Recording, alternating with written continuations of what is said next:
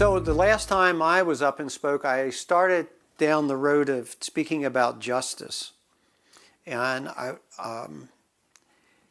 was kind of going through the introductory of justice. And so in the Gospel of John, when you look at the Gospel, it actually breaks out into some segments. And John, from beginning to end, unlike the other three writers, John is giving us, he's weaving a story beyond just giving us pieces of information about what Jesus did, what somebody said.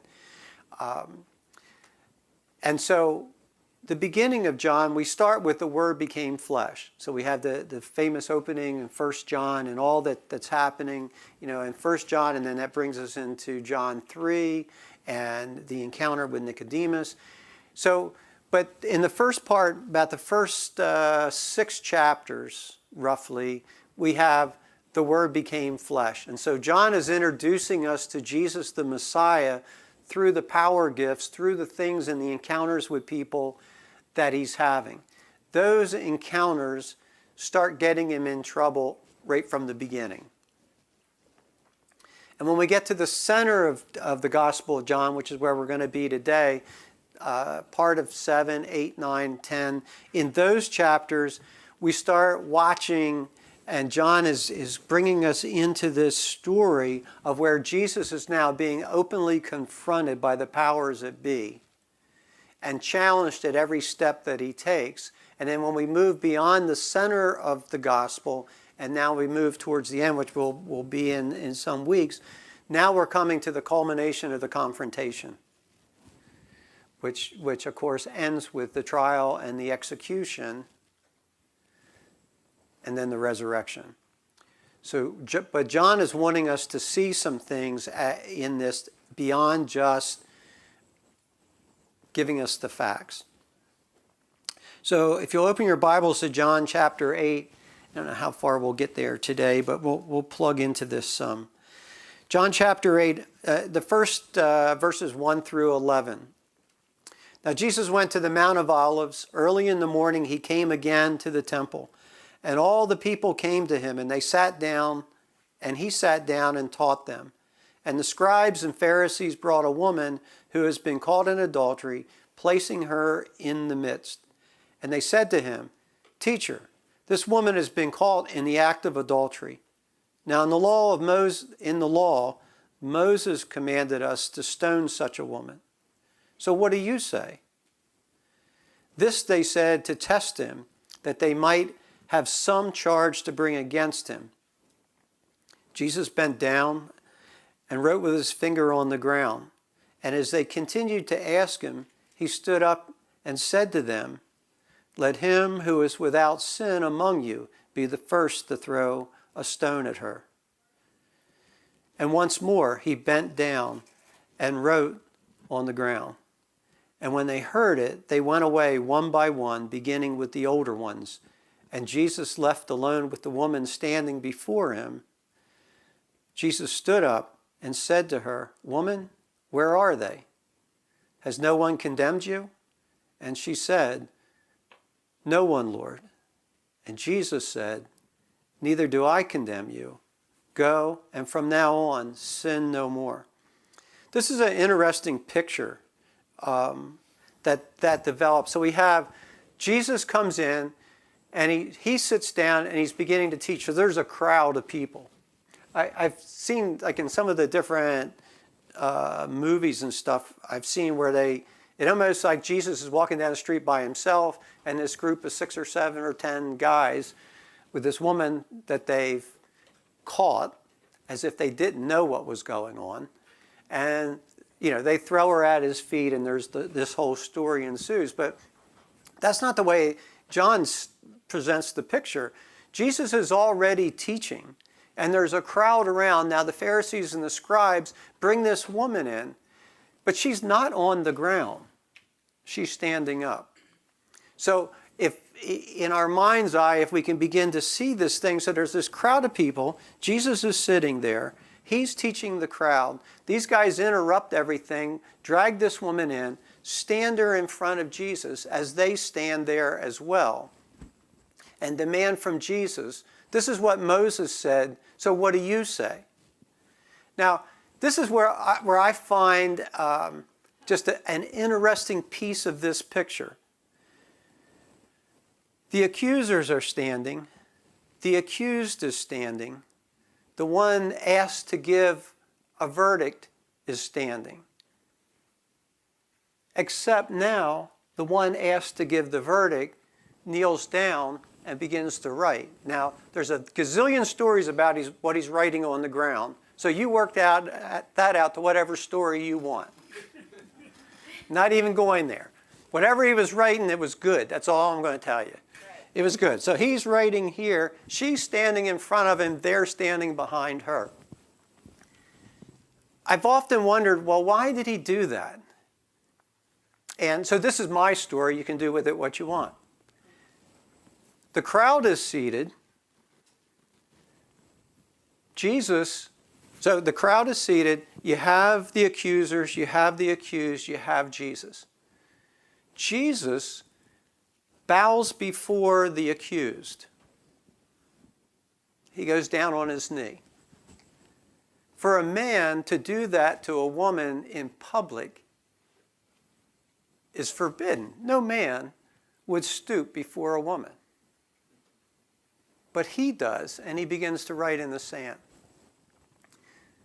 Well, the only people standing at that point are the accusers and the accused. So all eyes are on them.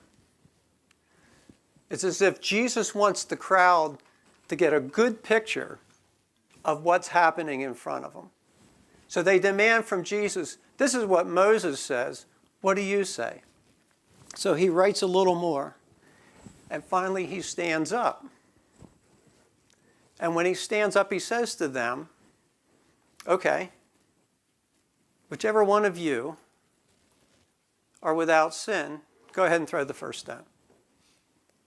Now, and the story tells us, and we're all familiar with this story, we've all heard it 100 times, but when he says this, the accusers begin to depart from the oldest to the youngest.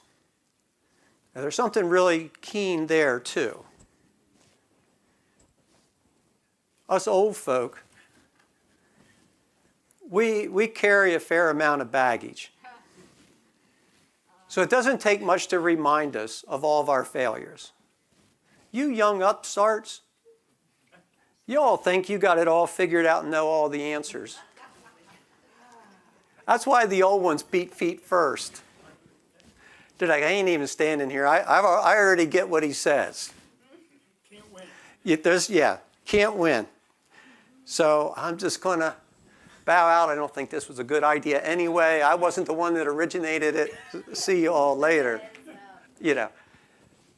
So ultimately, and now it's to the youngest. So now Jesus is standing before this woman. And he says, so where are your accusers? She says, well, there isn't any. And he says, I don't accuse you either. But this is the deal. Go and sin no more.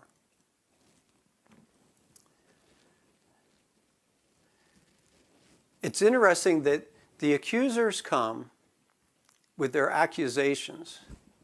Jesus turns the tide on them with the question, which is really accusing them of both sin and hypocrisy. And they know it.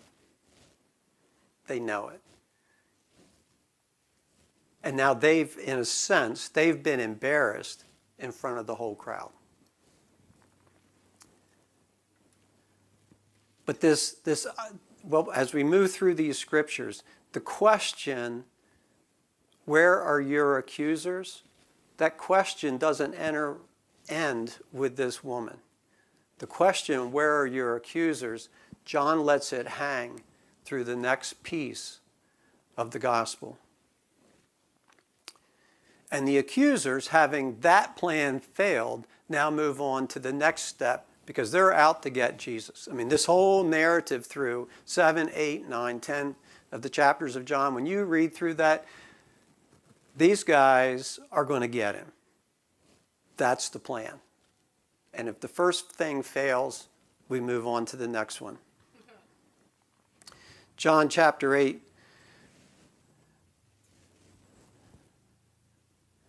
John chapter 8, verses 14 and 16. I'm reading this out of the Passion Translation. Jesus responded, "Just because I'm the one making these claims doesn't mean they're invalid, for I absolutely know who I am, where I've come from, and where I'm going. But you Pharisees have no idea about what I'm saying. For you've set yourselves up as judges of others based on outward appearances. But I certainly never judge others that way. For I discern the truth. And I'm not alone in my judgments, for my Father and I have the same understanding in all things. And he has sent me to you." So again, Jesus is like, okay, you guys, you're making these judgments, you're making these actual accusations. You have no idea what you're even talking about. But I know who I am, and I know where I've come from. In the songs that we sang earlier today, I come from the land of thunder. Yes. I come from the land of lightning. That's right. I come from the land of the throne. And you have no idea who I am. That's right. But I know where I came from. That's right. I know who I am. I know why I'm here. That's right. And I know where I'm going. Mm-hmm. And you can't touch me. That's right. He went on to say, Jesus was saying, you say I'm making these claims and I'm making them on my own. But in fact, my voice isn't the only voice. Because the Father agrees with the Son, and the Son agrees with the Father. Because we can't see the Son without first being instructed by the Father. And we can't see the Father unless we've seen the Son. The two work together. You don't get one without the other. John 7, somewhere in there. Just read the whole Gospel of John, you'll find it. But I think it's somewhere in John 7. Jesus says, "No one comes to me unless the Father instructs them first." Yeah. What? I didn't think I could hear from God until I knew Jesus. I thought I had to be born again in order to know God. But you're telling me God's been instructing me. So the day I say, "Jesus, you're what my heart has been longing for. Come." That isn't the beginning. The beginning was the Father was instructing me through however long I've lived to that point. The Father has been instructing me so that at a certain point, I actually can see the Son. And the minute I see the Son immediately turns around and goes, "Have you seen my dad?" And the dad's going, "Have you seen my son?" And they're just delighted back and forth because they're so enjoying looking at each other that for us to enter into that, they're thrilled.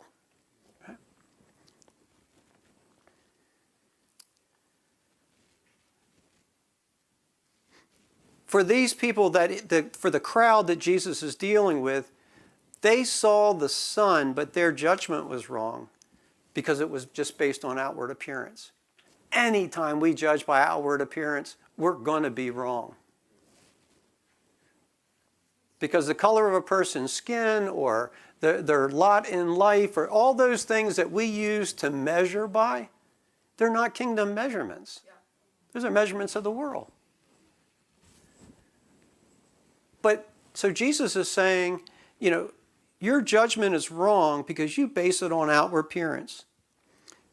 They saw with their natural eyes, but they were blind because they didn't see with their ears. I'm not going to go through those scriptures today, but suffice it to say there's multiple places, Old Testament and New Testament, where the scriptures encourage us to see with our ears. You go, well, no, you see with your eyes, you hear with your ears. Jesus is saying, you're blind unless you can see with your ears. So I can see with my natural eyes, but if I can't see with my ears, then I'm not going to see God. Well, how in the world do you see with your ears? You see like this. That's right. There's a tractor trailer going down Route 13 on the southbound lane, and it's coming up to a stoplight, and it's getting ready to stop. How many people have a picture in their mind? That's how you see with your ears. That's why when the scriptures talk about us beholding him and encourage us to behold him, when I behold, I'm seeing with my ears. Because my beholding begins with the voice. It doesn't begin with the object. God speaks, I hear, I see. And when that happens, now I'm able to see and to judge according to the kingdom. If I don't hear and I only look, then I haven't seen.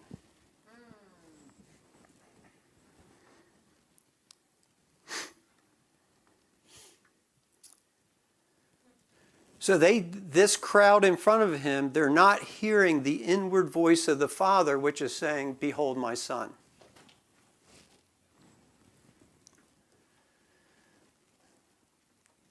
And they didn't hear the voice of the Son saying, behold my Father, I'm bearing witness of my Father. So as the scriptures say, they're the blind leading the blind. Because in their blindness, they've kept others from hearing. And they didn't even know that they needed to hear. So now they're the blind leading the blind.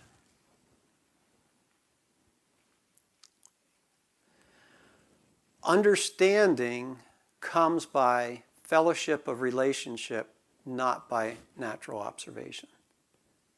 This whole thing of the kingdom, if we only get there through religious order and structure, then we haven't gotten there. It's got to be relationship. It's got to be a fellowship in relationship where my heart is hearing, and then out of what I hear, I can now see, and out of what I now see, I can now do. Jesus put it this way. I only do what I see the Father doing. I only say what I hear the Father saying.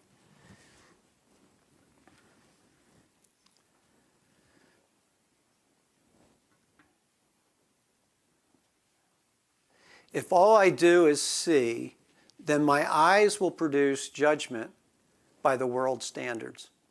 The world's standards are always going to be my default if my ears aren't seeing. The default is what we've been trained with from coming on planet Earth. The baby that's newly born you hold in your hands is only innocence. That baby is going to learn judgments. It's going to learn how to see. We all went down that path. And no matter how great our parents were, how righteous they were, how much they instilled in us, biblical principles and so forth, we all still learn by the environment around us. And I would say since the fall to the present, my default is always going to be there until I've had an encounter with Jesus.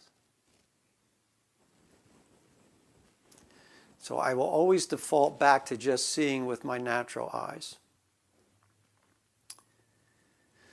And as I've already said, when I'm seeing with my ears, I'll produce judgments that are by the kingdom standards.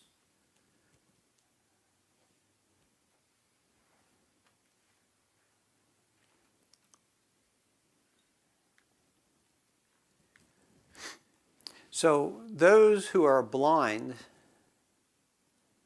can't hear, and so therefore they can't see. Those who see will be the ones that are able to hear.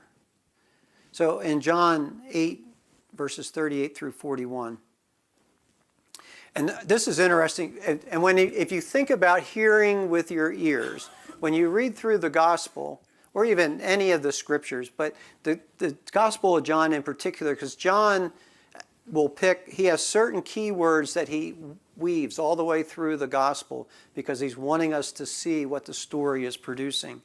And just in these couple verses, 38 to 41, the word speak, the word told, the word heard, the word talking are all in these verses. Yet the truths I speak, I've seen and received in my Father's presence. But you are doing what you've learned from your father. What do you mean, they replied. Abraham is our father. Jesus said, if you are really Abraham's sons, then you would follow the steps of Abraham. I've only told you the truth that I've heard in my Father's presence, but now you are wanting me dead. Is that how Abraham acted? No. You people are doing what your father has taught you. Indignant, they responded, what are you talking about? We only have one Father, God Himself. We're not illegitimate. Nothing like taking a swipe. John 8:44. Jesus says, you are the offspring of your father, the devil. They all went, hallelujah. You serve your father very well, passionately carrying out his desires. He's been a murderer right from the start. He never stood with the one who is the true prince, for he's full of nothing but lies.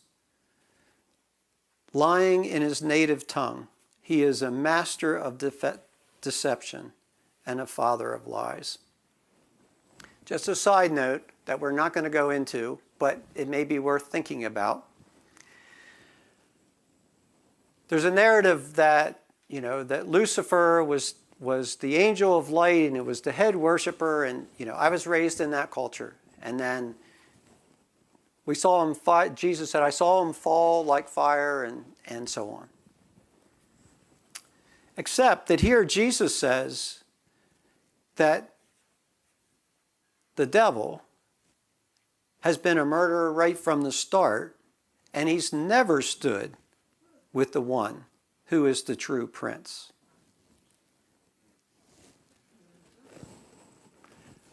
Moving on.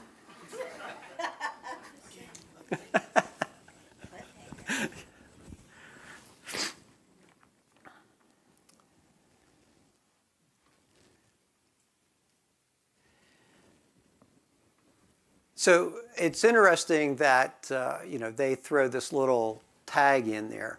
We're not illegitimate. We know who our Father is. And Jesus says, we all know where you came from.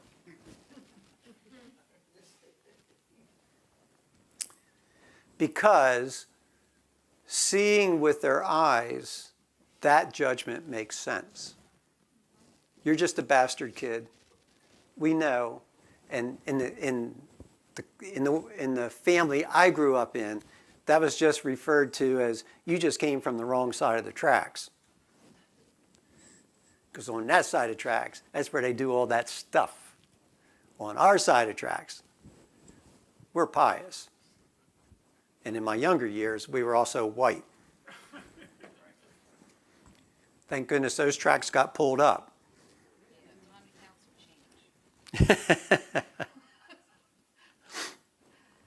But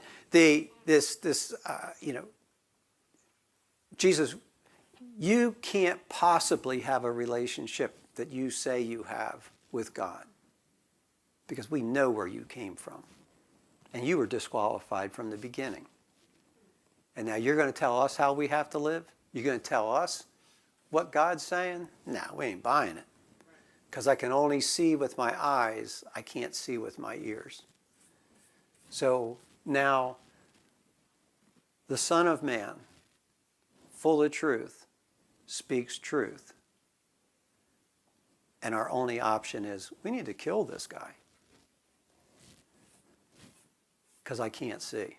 I'm blind.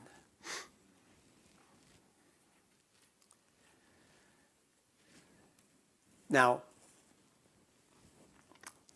this statement is in the church more than it absolutely should be.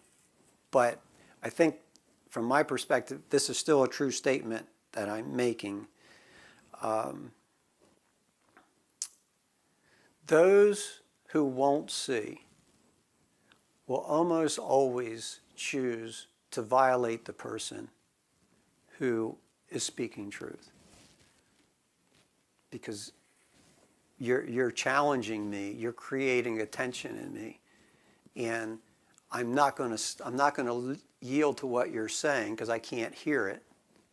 But what I can do, I will use violence against you to either dismiss you or get rid of you.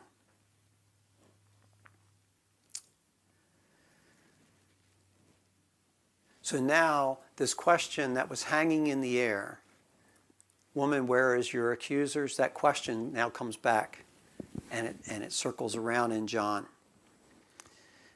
And now it's being asked of Jesus. Because he then says to the crowd, so who's going to bring a charge of sin against me? Where's the sin? John 8:46.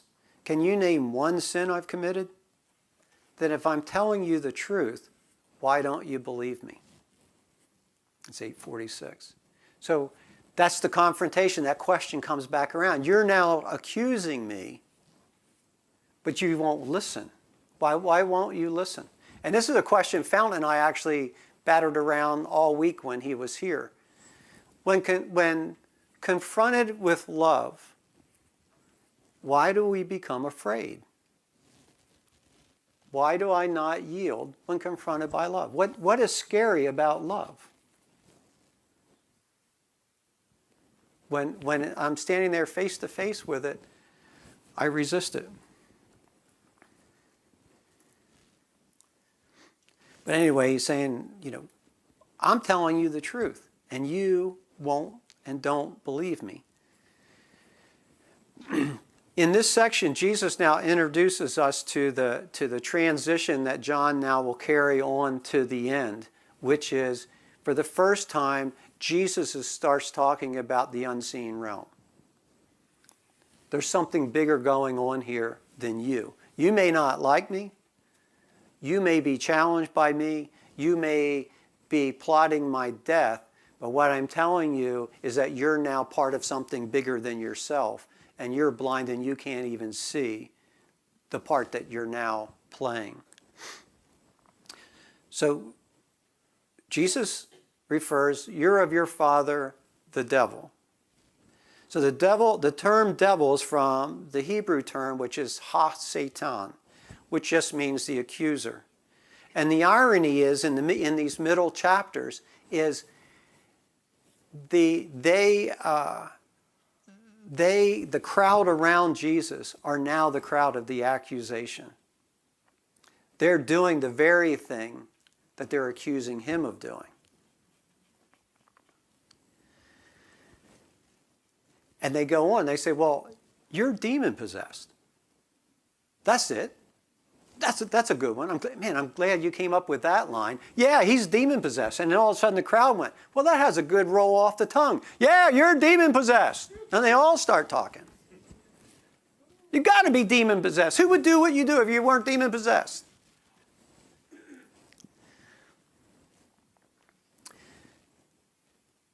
when we can't see, in our zeal to protect our positions, we'll willingly create the false witness.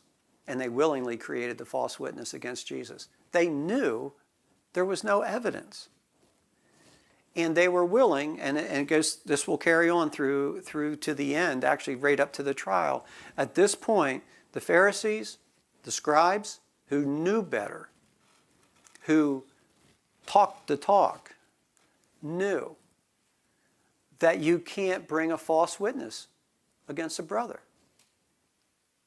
You know, what did Moses say about this woman in adultery? Well, what did Moses say about a false witness? That one's not bothering you. You're just torqued up over this woman.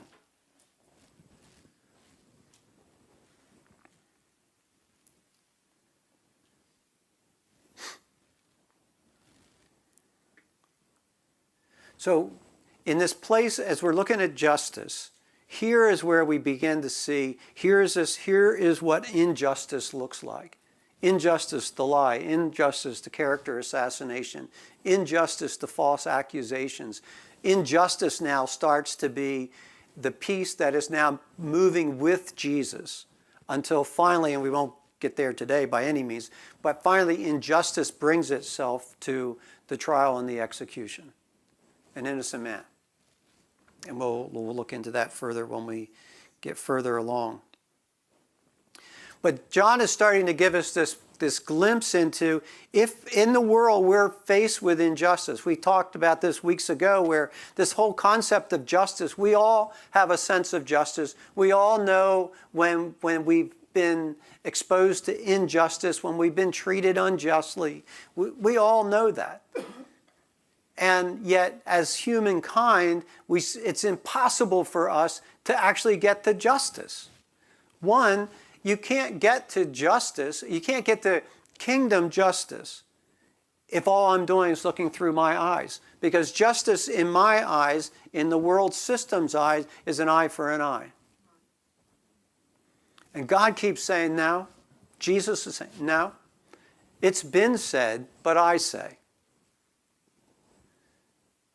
You don't get to, an eye for an eye now. Love your neighbor. Turn a cheek. And we'll touch on that a little bit later too, but there's this shift. And so we're now starting to see, and Jesus says that his whole mission is to sort out this thing and the inability to provide justice. That's one of the things that he's come to set right. This is what justice looks like. And John 9:39, Jesus said, I've come to judge those who think they see and make them blind. And for those who are blind, I have come to make them see. That's a tension we have to deal with. Because if I'm claiming to see and I refuse to yield to hearing, then I'll be made blind. But if I'm blind and I cry out, Lord, heal me, I'll see. And it's all a matter of the heart.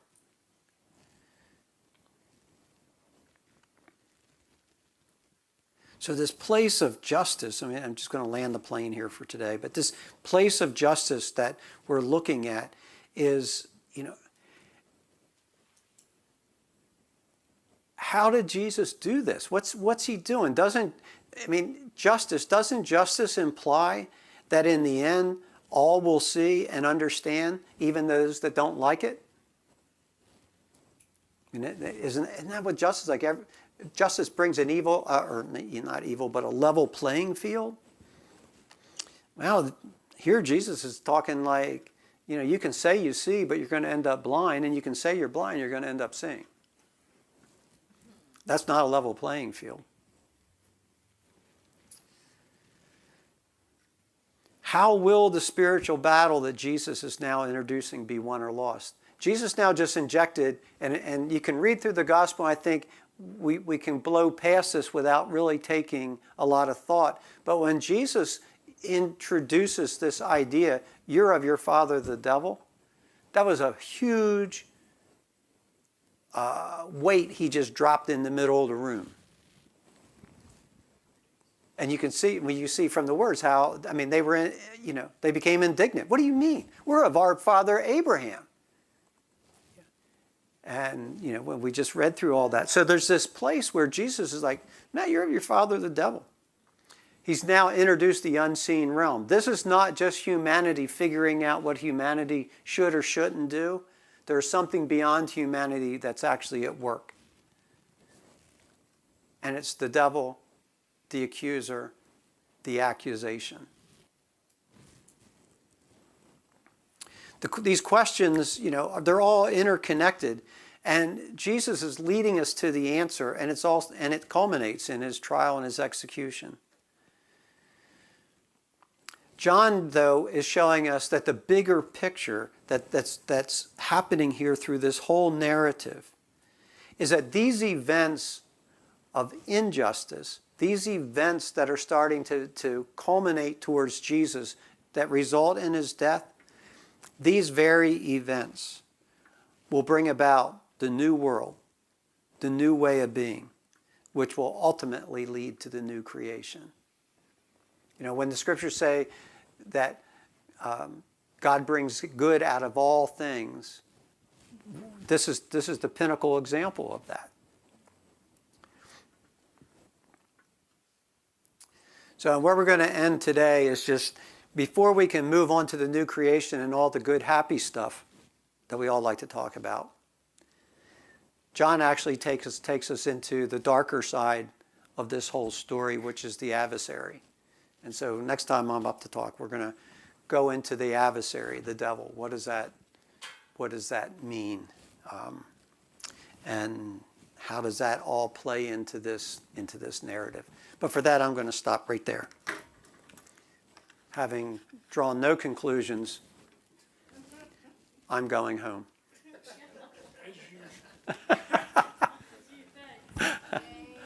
Father, I just, over this word, Lord, continue to breathe into us that we can behold. Lord, I pray for each of us in this room that the hearing or the seeing of our ears will become sharper and sharper. That, Lord, there be no measure of blindness in any of us, but we're able to see clearly because we've heard, because we know your voice. Holy Spirit, you're the teacher of that, and we just invite you to come teach us. And may we be willing students, that our hearts burn for your voice. And Lord, may our eyes be flames of fire as we image you to those around us, that sets the captive free, that looses the prisoner, that lets those that are caught in sickness free. Lord, help us to be your imagers well, for your glory.